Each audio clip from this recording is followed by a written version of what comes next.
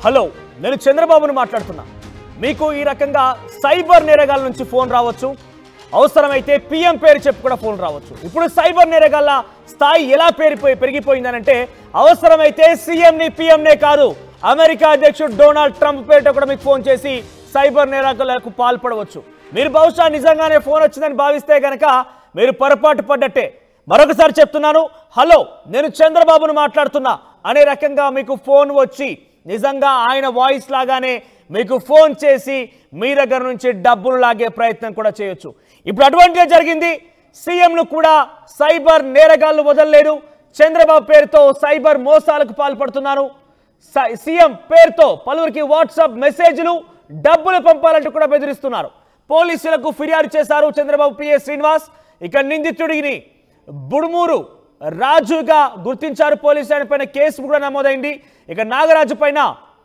హైదరాబాద్ ముంబైలోని కేసులు కూడా ఉన్నాయి ప్రముఖుల పేర్లతో పలువురిని మోసాలు చేస్తూ ఉంటాడు నాగరాజ్ ఇక్కడ చూడండి ఆర్టీవీ స్క్రీన్ పైన ఆయన పేరు నాగరాజ్ చంద్రబాబు పేరు చెప్పి వాట్సాప్ లో మెసేజ్లు చేస్తూ నేరాలకు పాల్పడుతున్నారు ఆయన ఏకంగా చంద్రబాబు ఏపీ ముఖ్యమంత్రి పేరే వాడి మోసాలు చేస్తున్నాడంటే ఎంతటి కేటుగాడు ఆలోచించండి ఏకంగా ఆయన పేరు చెప్పి బ్లాక్మెయిల్ చేసి సైబర్ నేరాలకు పాల్పడుతున్నాడంటే ఎంత కరుడు కట్టినటువంటి ఒక సైబర్ నేరగాడు ఆలోచించండి ఎస్ ఇకపైన మీకు ఇటువంటి ఏదైనా ఫోన్లు వచ్చినా ఇటువంటి మెసేజ్లు వచ్చినా డెఫినెట్గా అవి ఫ్రాడ్ అని గమనించండి ఎట్టి పరిస్థితుల్లో కూడా ఎంత ప్రజాప్రతినిధి అయినా ప్రజా శ్రేయస్సు కోరినా నేరుగా ఫోన్లు చేసి మీ సమాచారం తెలుసుకునేంత రాజకీయ నాయకులు ఎవరూ లేరు పొరపాటు పడకండి సీఎం పేరు వాడొచ్చు పిఎం పేరు వాడచ్చు అవసరమైతే అమెరికా అధ్యక్షుడు డొనాల్డ్ ట్రంప్ పేరు కూడా వాడొచ్చు వాటికి మాత్రం మీరు లొంగారనుకో ఇక మీ పైసలు హాంఫర్ట్ ఒక్కసారి జేబుకు చిల్లు పడిందంటే తిరిగి వెనక్కి రావడం ఎట్టి పరిస్థితుల్లో సాధ్యం కాదనేది విషయం గమనించాలి మరొకసారి చెప్తున్నా హలో నేను చంద్రబాబును మాట్లాడుతున్నా రకంగా మాట్లాడి మీ నుంచి దోచుకునే ప్రయత్నం చేయొచ్చు హలో నేను రేవంత్ రెడ్డిని మాట్లాడుతున్నా అని చెప్పి కూడా మీ నుంచి దోచుకునే ప్రయత్నం చేయొచ్చు వాట్సాప్ మెసేజ్ల ద్వారా ఫోన్ల ద్వారా తదితర సోషల్ మీడియా ప్లాట్ఫామ్ల ద్వారా మీకు కొంతమంది అనుమానాస్పదంగా ఈ రకంగా మెసేజ్లు చేసిన ఫోన్లు చేసిన వెంటనే సైబర్ క్రైమ్ పోలీసులకు సమాచారం ఇవ్వండి అంతేకాని మీరు అమాయకంగా వాటికి లొంగిపోతే కనుక మీ జేబుకు చిల్లు పడుతుంది జేబుకు చిల్లు పడితే ఆ తర్వాత ఎంత గీ మారి గగ్గోలు పెట్టి ఏడ్చినా కూడా అది రావడం సాధ్యం కాదు సో ఒకసారి మా ప్రతినిధి రాజేష్ దగ్గరికి వెళ్దాం అసలు ఏం జరిగింది చంద్రబాబు పేరుతో ఈ వ్యక్తి ఎటువంటి ప్రయత్నం చేశాడు ఎంత రాబట్టే ప్రయత్నం చేశాడో తెలుసుకుందాం ఎస్ రాజేష్ సో ఏం జరిగింది ఈ నాగరాజ్ అనే వ్యక్తి ఎన్ని రోజులుగా వ్యవహారం సాగిస్తున్నాడు వాట్సాప్ ద్వారా ఇంతవరకు ఎవరెవరికి మెసేజ్ చేశాడు ఎవరెవరిని టార్గెట్ చేశాడు ఎంత రాబట్టే ప్రయత్నం చేశాడు ఆ వివరాలు ప్రస్తుతం పోలీసులు సేకరిస్తున్నారు ప్రస్తుతం నిందితుడు బుడమూరు రాజుగా గుర్తించినటువంటి పోలీసులు నాగరాజు పైన ప్రస్తుతం హైదరాబాద్ ముంబైలో కూడా చేసినట్టు గుర్తించారు అయితే ఆయన చంద్రబాబు పేరు చెప్పి ఎంతమందికి డబ్బులు వసూలు చేశారు ఎన్ని సంవత్సరాల నుంచి దందా చేస్తున్నాడు దానిపైన పోలీసులు పూర్తి స్థాయిలో ఆధారాలన్నీ కూడా సేకరించే పనిలో ఉన్నారని చెప్పాలి నిజంగా అంటే ఒక సామాన్యుడు స్థాయిని దాటిపోయి ఇప్పుడు ఏకంగా ముఖ్యమంత్రి స్థాయిలో కూడా సైబర్ నేరగాలు వెళ్లిపోయి వాళ్ళ పేరు చెప్పుకుని డబ్బులు వసూలు చేస్తున్నటువంటి పరిస్థితి నెలకొంది ఈ నేపథ్యంలో సైబర్ క్రైమ్ వాళ్ళు కూడా అప్రమత్తమయ్యారు ముఖ్యమంత్రి పేరు చెప్పుకుని ఈ చేస్తున్నటువంటి నాగరాజుని ఖచ్చితంగా అదుపులో తీసుకునే అవకాశం కనబడుతుంది అతని ద్వారా పూర్తి స్థాయి సమాచారాన్ని రాబట్టే అవకాశం కనబడుతుంది తెలుగుదేశం పార్టీని టార్గెట్ చేసినట్టుగా కనబడుతుంది సైబర్ నేరగాలు కానీ సైబర్ క్రైమ్ ఇదంతా కూడా తెలుగుదేశం పార్టీని టార్గెట్ చేసినట్టు స్పష్టంగా కనబడుతుంది నాగరాజు వివరాలు తెలుస్తున్నాయా నాగరాజు ఏపీ ప్రాంతానికి సంబంధించిన వ్యక్తేనా ఆయన ఎవరిని టార్గెట్ చేశాడు ఇప్పటివరకు ఈయన వ్యవహారం ఎలా బయటకు వచ్చింది అసలు అంటే చంద్రబాబు పేరు చెప్పి ఇలా డబ్బులు వసూలు చేస్తున్నారని కొంతమంది ఇచ్చిన సమాచారం మేరకు పోలీసులు అతన్ని గుర్తించి అతని మీద అతని గురించి విచారణ చేపడుతున్న పరిస్థితి ప్రస్తుతం పోలీసులు ఇంకా అతని అదుపులో తీసుకున్నట్టు తెలుస్తులేదు ఆంధ్ర ప్రాంతానికి చెందిన వ్యక్తిగానే ప్రస్తుతం నాగరాజుగా గుర్తించారు అయితే ప్రస్తుతానికైతే అతన్ని సాయంత్రం లోపు అరెస్ట్ చేసే అవకాశం కూడా ఉందని తెలుస్తుంది అరెస్ట్ చేసిన తర్వాత పూర్తి స్థాయిలో అతని దగ్గర నుండి సమాచారం సేకరించి ఎందుకు ఈ విధంగా చేస్తున్నారు ఎవరి ద్వారా ఇదంతా చేయిస్తున్నారనే సమాచారం కూడా కాబట్టి అవకాశం అయితే ముందు మనోజ్ ప్రస్తుతానికి అతడు పోలీసుల అదుపులో ఉన్నారనే ఒక ప్రచారం జరుగుతున్నప్పుడు పోలీసులు అయితే నిర్ధారించట్లేదు ఎందుకంటే హైలీ కొంత కాన్ఫిడెన్షియల్ సంబంధించినటువంటి మ్యాటర్ కాబట్టి ముఖ్యమంత్రి స్థాయికి సంబంధించిన వ్యక్తిగా వ్యవహారం కాబట్టి పోలీసు కొంత గోప్యత మెయింటైన్ చేస్తూ ఉన్నారు పూర్తి స్థాయిలో అతను అదుపులో తీసుకున్న తర్వాత అతను ఇలాంటి స్కాములు ఇంకెంతమంది చేశారు కేవలం చంద్రబాబు పేరు ఉపయోగించారా, లేకపోతే నారా లోకేష్ గారి, లేకపోతే గతంలో ఉన్నటువంటి ముఖ్యమంత్రి జగన్ పేరు కూడా ఉపయోగించి ఈ విధంగా చేశారా, అతనికి సహకరిస్తున్న వాళ్ళు ఎవరు, ఇవన్నీ ఆరాలు కూడా పోలీసులు అయితే వివరాలు సేకరిస్తున్నటువంటి పరిస్థితి. పూర్తి స్థాయిలో అప్రమత్తంగా ఉండాలని మాత్రం పోలీసులు సైబర్ క్రైమ్ పోలీసులు అయితే చెప్తున్నారు. ఎందుకంటే రాజకీయ నాయకులు కానీ లేకపోతే వ్యాపారవేత్తల పేర్లు చెప్పిన ఈ విధంగా బెదిరింపులు పాల్పడుతున్న వారికి అంత అప్రమత్తంగా ఉండాలని పోలీసులు కానీ సైబర్ క్రైమ్ వాళ్ళు చెప్తున్నప్పటికీ మోసాలు అయితే ఆగట్లేదని చెప్పాలి మనం. రాజేష్, అంటే ఆయన దగ్గర నుంచి రికవరీ చేశారు అరెస్ట్ చేసే సమయంలో? ల్యాప్టాప్లు, ఫోన్లు, డబ్బులు, నగదు ఇంకేదైనా రికవర్ చేశారు? ఆయన దగ్గర లభించిందా?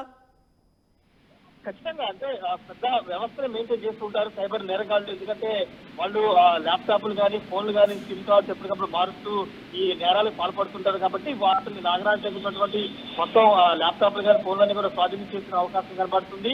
అతను ఈ విధంగా ఇంకెంతమంది ఈ విధంగా బెదిరించి డబ్బులు వసూలు చేశారు, అసలు ఈ నెట్వర్క్ అంతా ఎక్కడ ఉంది? కేవలం నెట్వర్క్ మెయింటైన్ చేసే స్థాయిలో ఉన్నాడు ఆయన? నెట్వర్క్ మెయింటైన్ చేసి ఐటీ పైన అవగాహన కలిగే వ్యక్తి, లేదంటే కేవలం డబ్బుల ఆశ కోసం ఈ రకంగా ప్రయత్నం చేశాడా? డబ్బులు ఒక కోణం అయితే కనుక నెట్వర్క్ ఖచ్చితంగా ఉంటుంది. ఎందుకంటే ముఖ్యమంత్రి పేరు చెప్పుకునే, చంద్రబాబు పేరు చెప్పుకునే స్థాయిలో అతను దందాలు పాల్పడుతున్నాడంటే ఖచ్చితంగా పెద్ద వ్యవస్థని మెయింటైన్ చేస్తున్నాడు అనేది పోలీసులు అయితే అనుమానిస్తున్నారు.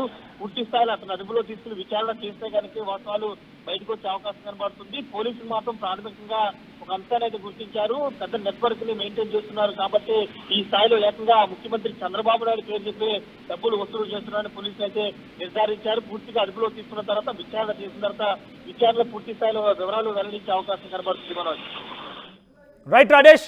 సో మొత్తం మీద నేను మీ చంద్రబాబును మాట్లాడుతున్నా అనే రకంగా కూడా మీకు ఫోన్ చేసి సైబర్ నేరగాళ్ళు నేరానికి పాల్పడవచ్చు, మిమ్మల్ని మోసగించి మీ దగ్గర నుంచి డబ్బులు కాజేసే ప్రయత్నం చేయొచ్చు. అటువంటిది జరిగింది ఆంధ్రప్రదేశ్లో. బుడమూరి నాగరాజు అనే వ్యక్తి, అదే ఆంధ్రప్రదేశ్ సంబంధించిన వ్యక్తి, ఆయన ఒక నెట్వర్క్ మెయింటైన్ చేస్తున్నాడా ఏంటనేది ఇంకా వివరాలు తెలియాల్సి ఉంది. కానీ వాట్సాప్లో చంద్రబాబు తరహాలో మెసేజ్ చేసి కొంతమంది నుంచి డబ్బులు డిమాండ్ చేయడం, బ్లాక్మెయిల్ చేయడం లాంటివి జరిగిందంటే ఎటకేలకు పక్కాగా సమాచారంతో నాగరాజుని పోలీసులు పట్టుకున్నారు. ఆయన దగ్గర ఏం లభించింది, ఇంకా నెట్వర్క్ ఉందా, ఇంకా ఏం జరిగింది అనే విషయాలు మాత్రం ప్రస్తుతం పోలీసులు ఇంకా లోతుగా విచారిస్తున్నారు. కానీ ఏదేమైనా మీరు కనుక అమాయకంగా ఈ రకంగా ప్రముఖుల నుంచి ఫోన్ వచ్చిందని కానీ, లేదంటే ఇంకా ఇతరత్ర అప్లికేషన్లు, బెట్టింగ్ యాప్స్ ఇంకా చాలా ఉన్నాయి. ఫ్రాడ్స్ జరిగేది కేవలం ఫోన్ల ద్వారానే కాదు, ఇంకా చాలా ఉన్నాయి. ఇందుగలడు అందు లేడని ఎందెందు వెతికినా అందందు గలవాడన్న చందంగా ఫ్రాడింగ్ అనేది ప్రతి దాంట్లో జరుగుతోంది. మీ దగ్గర ఉన్నటువంటి డబ్బులను దోచేసేటువంటి ప్రక్రియ, మీ అమాయకత్వాన్ని ఆసరగా చేసుకున్నటువంటి ప్రక్రియ నిత్యం ఏదో ఒక కోణంలో నుంచి ఏదో ఒక రకంగా జరుగుతూనే ఉంది. దీన్ని అరికట్టాలంటే ప్రభుత్వాల బాధ్యత ఎంత అయితే ఉందో మీపైన కూడా అంతే బాధ్యత ఉంది. ఒక సామాజిక కర్తవ్యంతో అందరం కలిసికట్టుగా ఈ ఫ్రాడింగ్ని అరికట్టాల్సిన అవసరం ఉంది. మీ గమనిస్తే ఇప్పుడు నేను కేవలం ఒక తెలంగాణ సంబంధించి ఒక హైదరాబాద్లో ఉన్నటువంటి కమిషనరేట్ పరిధి వరకే చెప్తున్నాను. సుమారుగా 1800 కోట్ల రూపాయల ఫ్రాడింగ్ జరిగి ఈ రకంగానే డబ్బులు కాజేశారు.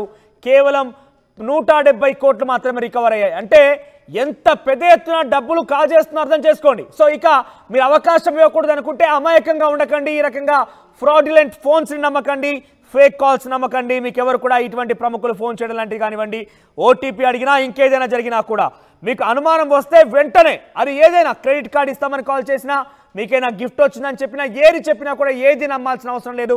మీకు అనుమానం కలిగితే వెంటనే సైబర్ క్రైమ్ పోలీసుని ఆశ్రయించండి, ఫిర్యాదు చేయండి. అంతేగాని అమాయకంగా మోసపోతే ఒక్కసారి జేబుకు చిల్లు పడిందా ఇక తిరిగి డబ్బులు సాధించడం ఎట్టి పరిస్థితుల్లో సాధ్యం కాదు. ఇక్కడ నాగరాజు చూశారు కదా, ఏకంగా సీఎం పేరు చెప్పే, చంద్రబాబు పేరు చెప్పే డబ్బులు కాజేసేందుకు ప్రయత్నం చేశాడు. ప్రస్తుతం కింద మీకు కనబడుతున్నటువంటి వ్యక్తి సర్కిల్లో ఆయన నాగరాజు చేసిన కనిపించే వ్యక్తే నాగరాజు. సీఎం చంద్రబాబు పేరిట అందరికీ వాట్సాప్ మెసేజ్ చేసి డబ్బులు కాజేసే ప్రయత్నం చేశాడు. ప్రస్తుతం పోలీసులు ఇంకా ఆయన బాధితులు ఎవరున్నారు, ఏ రకంగా డబ్బులు సంపాదించడానికి నెట్వర్క్ మెయింటైన్ చేశాడని కూడా గాలిస్తున్నారు. ఇప్పటివరకైతే ఆయన పైన హైదరాబాద్, ముంబైలో కూడా కేసులు ఉన్నట్టుగా తెలుస్తోంది.